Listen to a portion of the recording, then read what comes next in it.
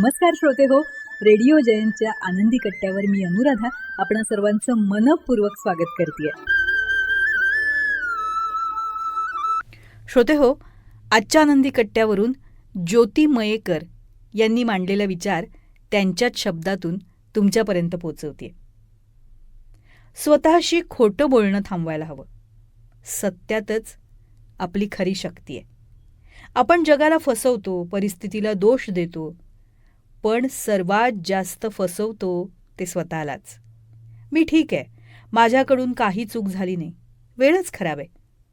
ही वाक्य केवळ दिलासा देतात, पण सत्य लपवतात. खरं पाहिलं ना तर प्रत्येकाच्या मनात एक शांत आवाज असतो, जो नेहमी सत्य सांगत असतो, पण आपण त्याला ऐकायचं टाळतो, कारण सत्य कधीकधी अस्वस्थ करणारं असतं. आता वास्तविकता काय सांगते की तुमच्या आयुष्यात जे घडतंय त्यात तुमचा काही ना काहीतरी सहभाग आहे. निर्णय तुमचे आहेत, सवयी तुमच्या आहेत, विचार तुमचे आहेत. मग परिणाम वेगळे कसे असतील? अध्यात्म काय सांगतं? आत्मा कधीच खोटं बोलत नाही. खोटं बोलतो तो अहंकार, जो स्वतःला सुरक्षित ठेवण्यासाठी सत्य लपवतो. ज्या क्षणी तुम्ही स्वतःला खरं बघायला सुरुवात करता त्या क्षणी बदल सुरू होतो बरं का. स्वतःशी प्रामाणिक होण्याची ताकद. जेव्हा तुम्ही मान्य करता की हो, माझ्याकडून चूक झाली, हो मला अजून शिकायचंय, हो मला बदलायचंय, तेव्हा आपल्यातली ऊर्जा बदलायला सुरुवात होते. आणि सत्य स्वीकारणं म्हणजे काही पराभव नाही, ती नव्या सुरुवातीची बीज आहेत.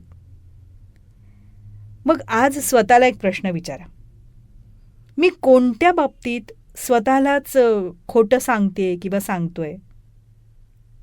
उत्तर मिळालं तर त्यापासून पळू नका, त्याला सामोरं जा, कारण तिथेच आपलं खरं स्वातंत्र्य आहे. म्हणूनच लक्षात ठेवायला हवं, स्वतःशी प्रामाणिक असलेला माणूसच खऱ्या अर्थानं जिंकू शकतो.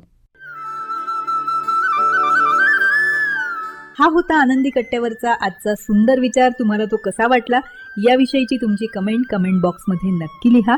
आणि त्याचबरोबर रेडिओ जयंतचे दर्जेदार कार्यक्रम ऐकण्यासाठी रेडिओ जयंत लाईक करा, शेअर करा आणि सबस्क्राईब करा. रेडिओ जयंतचं सबस्क्रिप्शन फ्री आहे. आणि त्याचबरोबर नोटिफिकेशनसाठी बेल आयकॉनवर क्लिक करायला सुद्धा विसरू नका.